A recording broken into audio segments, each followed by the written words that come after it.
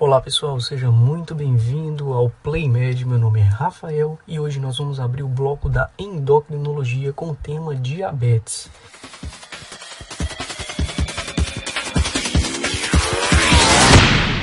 Muito bem, a definição de diabetes ela é muito simples. Nós podemos definir diabetes como um quadro de hiperglicemia persistente, insuficiência ou ausência na produção de insulina e resistência insulínica. E aqui é um ponto muito importante, é com relação à classificação do diabetes. Algumas pessoas têm dúvida nesse ponto, e aqui eu vou tentar esclarecer e trazer de forma mais sucinta possível. O diabetes ele tem algumas classificações.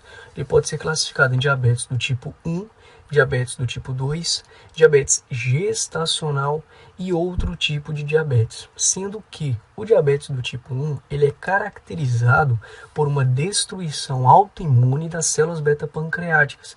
E qual que é a consequência disso? Esse paciente ele vai abrir um quadro de deficiência absoluta de insulina. O diabetes do tipo 2 ele é o diabetes mais comum. Portanto, ele se trata de uma perda progressiva da secreção de insulina. Lembrando que o diabetes do tipo 1, nós temos a ausência da secreção de insulina. Diabetes do tipo 2, nós temos uma perda progressiva da secreção de insulina pelas células beta-pancreáticas.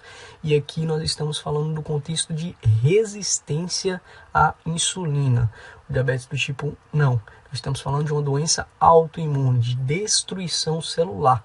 O tipo 2 é com relação à resistência à insulina. E nós temos também o diabetes gestacional. O diabetes gestacional ele normalmente é diagnosticado entre o segundo e o terceiro trimestre da gestação. E aqui um ponto muito importante também, porque ele tem que ser diagnosticado dentro do período gestacional. Se essa paciente chegar com um histórico prévio de diabetes, ela não se enquadra dentro do ponto de diabetes gestacional. Porque lembra que o diagnóstico tem que ser feito entre o segundo ou o terceiro trimestre, da gestação. Uma vez que você tem ali a placenta produzindo um hormônio chamado lactogênio placentário. E esse hormônio ele tem uma similaridade muito grande com o GH. Então isso vai causar uma resistência periférica à insulina. Então essa paciente ela tem que ser diagnosticada dentro do período gestacional. E nós temos outros tipos de diabetes, que aí entra o LAD e entra o MOD. Aqui também é um ponto que confunde muitas pessoas.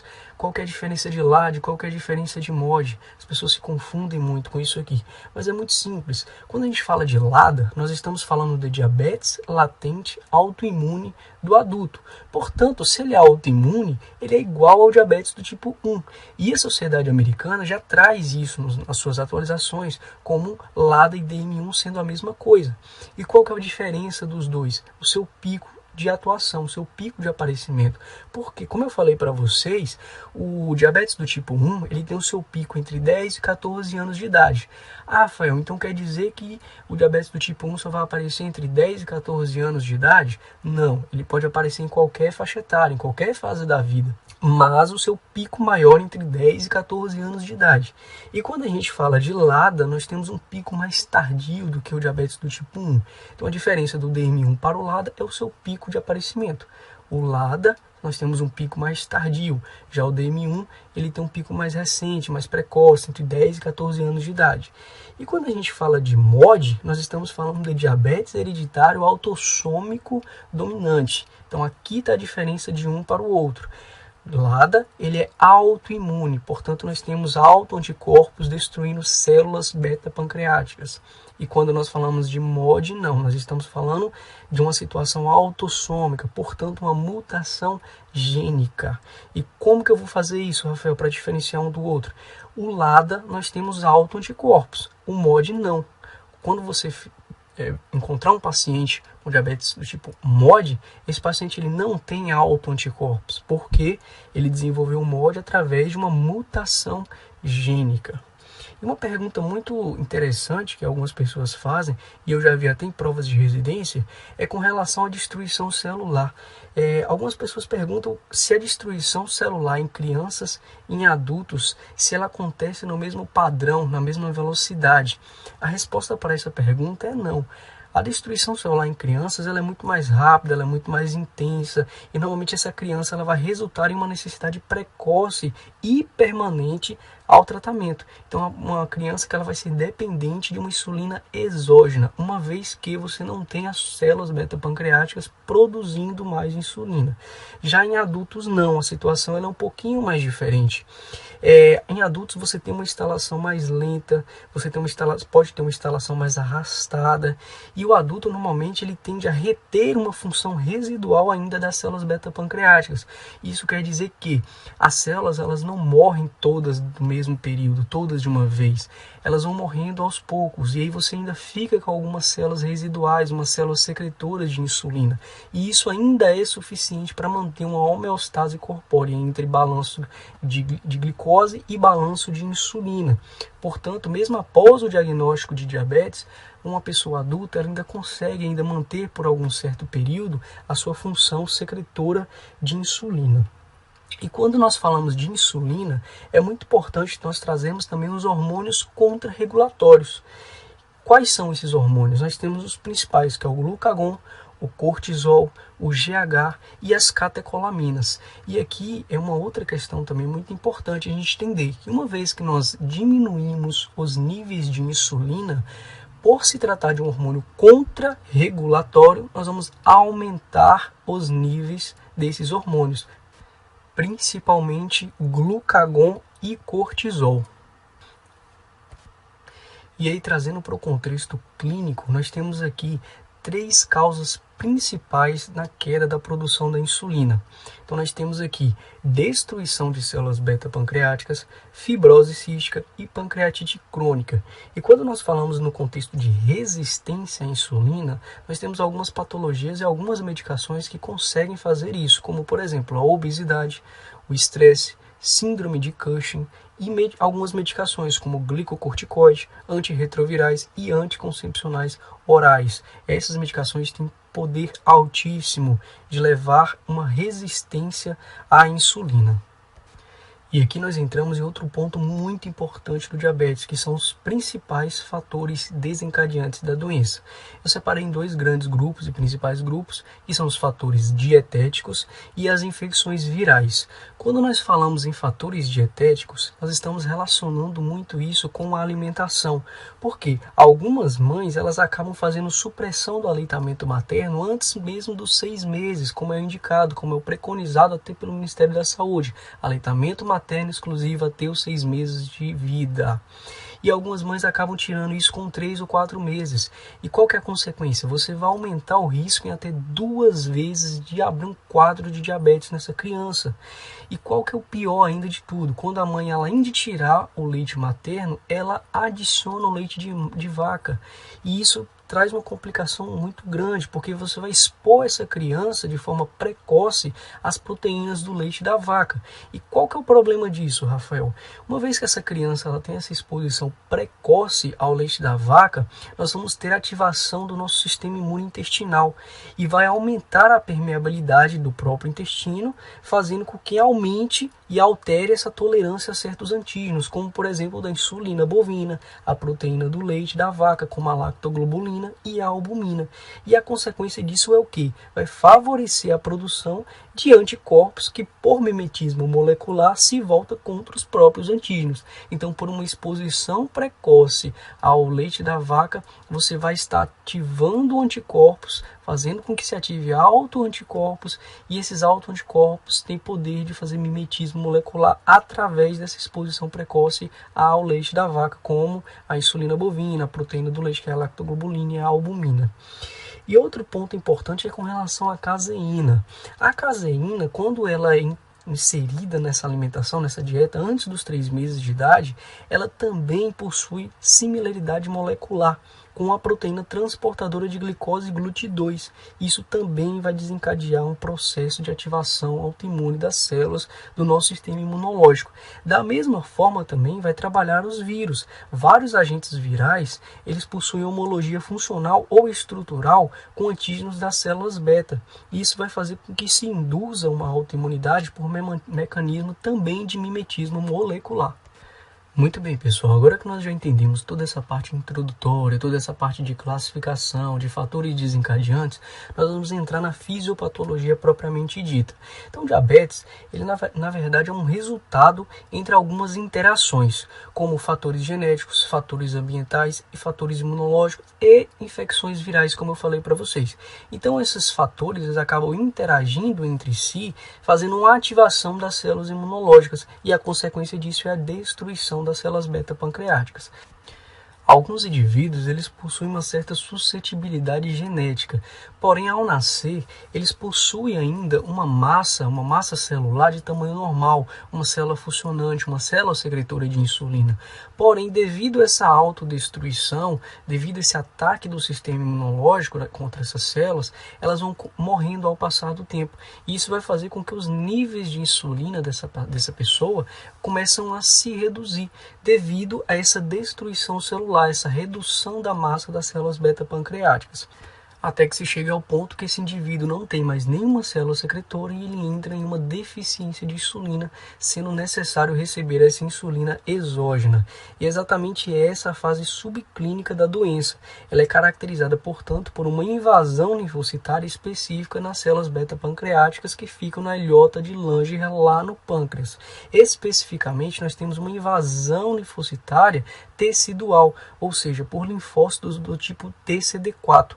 E o que vai fazer? Esses linfócitos eles vão causar um tipo de insulite linfocitária autoimune. E a consequência disso é uma produção exacerbada de autoanticorpos contra várias proteínas das ilhotas pancreáticas. Isso vai levar a uma reação inflamatória local. Uma vez que nós temos reação inflamatória local, nós temos liberação de algumas interleucinas, como por exemplo a interleucina 1, o interferon gama e o fator de necrose tumoral do tipo alfa. E é exatamente esse processo que vai acarretar na destruição das células beta-pancreáticas, essa destruição tecidual através das células linfocitárias e através desse processo inflamatório. E isso acontece de uma forma gradual e progressiva, até que se tenha uma total destruição e essa pessoa pare de secretar insulina e seja necessário receber insulina de forma exógena. E aqui eu quero pegar a atenção de vocês um pouquinho, porque após a manifestação clínica inicial do DM1, nós temos uma fase que é muito importante e muito curiosa, que é chamada fase de lua de mel. Exatamente isso, fase de lua de mel. Isso cai bastante em prova de residência, tem muita pegadinha sobre isso daqui. O que seria essa fase de lua de mel? É exatamente um período em que o corpo ainda possui algumas células residuais, mantendo uma homeostasia. Ou seja, as células beta-pancreáticas não morreram todas por completo. Ainda se tem algumas células secretando insulina e mantendo essa homeostasia. Porém, esse período ele é um período transitório. Ele vai passar. E é exatamente aí quando o paciente ele começa a manifestar clínica da doença. Ele começa a passar mal, ele vai para o hospital, ele abre um quadro de cetoacidose diabética e lá ele é diagnosticado com diabetes. E ele não sabia disso, porque esse período ainda o corpo conseguia manter essa homeostase. Então a fase de lua de mel é o período em que você tem algumas células ainda secretoras, porém não morreram todas por completo. Então o corpo ainda consegue manter uma homeostase através dessas células residuais e esse paciente ainda não abriu um quadro de resistência à insulina. Então essa é a fase de lua de mel, o período em que se para totalmente a produção de insulina e é esse período exatamente quando se tem essas células residuais ainda secretoras de insulina. Muito bem, pessoal, uma vez que nós entendemos toda essa parte fisiopatológica da doença, nós entendemos que ocorre uma destruição a nível celular das células beta-pancreáticas e isso é de forma irreversível, vale a pena nós entendermos também como ocorre o controle da regulação da homeostase da glicose. Como eu falei para vocês, a homeostase da glicose ela reflete um equilíbrio entre a produção hepática de glicose e a captação e utilização dessa glicose na periferia. E a insulina ela é o principal e o mais importante regulador desse equilíbrio metabólico. Como eu falei, se nós temos altos níveis de glicose, nós temos ali a ativação do pâncreas por meio glicose dependente, fazendo com que se processe e se secrete mais insulina para poder pegar toda essa glicose que se encontra no meio extracelular e levar essa glicose para o meio intracelular, onde lá ela será transformada em substrato energético e isso será usado pelo nosso organismo, pelo nosso corpo. Então, uma vez que nós entendemos que se tivermos altos níveis de glicose, nós vamos aumentar a síntese de insulina, o contrário disso também é verdadeiro. Se nós tivermos baixos níveis de insulina, nós vamos aumentar os níveis de glicose. Como eu falei para vocês, no pâncreas, nós temos ali, dentro das ilhotas de Langer, as células beta-pancreáticas, que são as células secretoras de insulina, e nós temos as células alfa-pancreáticas, que são as células secretoras de glucagon. O glucagon ele é importante porque ele vai estimular o fígado a fazer glicogenólise e a fazer gliconeogênese, fazendo com que se aumente os níveis de glicose. Então, se nós temos baixos níveis de insulina, o nosso corpo vai tender a aumentar os níveis de glicose. Como é que ele vai fazer isso? Exatamente como eu expliquei, ele vai estimular as células alfa-pancreáticas a secretarem glucagon e esse glucagon vai estimular o fígado a fazer o processo de glicogenólise e gliconeogênese para poder jogar glicose na corrente sanguínea. Só que uma vez que existem baixos níveis de glicose, o corpo ele começa a usar outras formas de reter, de pegar essa energia. Se você não está tendo glicose, o corpo ele precisa de energia, então ele vai buscar de outros substratos. Então ele vai começar a fazer proteólise e ele vai começar a fazer lipólise. Só que isso tem uma consequência muito séria que nós vamos entender e abordar com mais detalhe quando nós falarmos na aula de cetoacidose diabética. E da mesma forma, quando nós pegamos um indivíduo em pós-prandial, quando ele está com altos níveis de glicose, nós temos ali uma indução na produção de insulina. Então, se nós tínhamos baixos níveis de glicose e nós tínhamos as células alfa-pancreáticas produzindo glucagon para estimular o fígado a produzir mais glicose, da mesma forma o contrário é verdadeiro. Se nós tivermos altos níveis de glicose, como por exemplo um indivíduo em pós-prandial que acabou de se alimentar, nós vamos ter ali as células beta-pancreáticas sendo estimuladas para secretar insulina, para pegar toda essa glicose que está no meio extracelular e jogar essa glicose para o meio intracelular, onde ela será utilizada e transformada em substrato energético. E o restante dessa glicose que se encontra no meio extracelular, ela vai ser direcionada e armazenada nos músculos esqueléticos e nas gorduras. Então, uma vez que nós entendemos como que ocorre essa homeostasia da glicose, nós precisamos entender também como que ocorre a secreção da insulina. Então, como eu falei para vocês, a glicose ele é o principal regulador da secreção de insulina através das células beta-pancreáticas. Porém, ela não é a única. Nós temos também aminoácidos, cetonas, peptídeos gastrointestinais e neurotransmissores, fazendo também essa influência sobre o pâncreas na secreção de insulina. Então, por exemplo, se nós pegarmos um paciente com uma glicose maior do que 70 mg por decilitro, nós vamos ter todo esse povo fazendo estimulação para realizar síntese de insulina.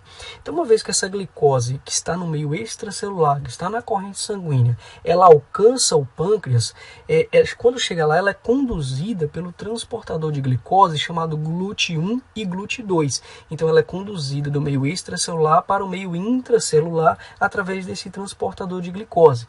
E quando ela alcança o meio intracelular, ocorre um processo muito importante dentro da célula, que é chamado de fosforilação. Essa glicose ela é fosforilada através da glicoquinase.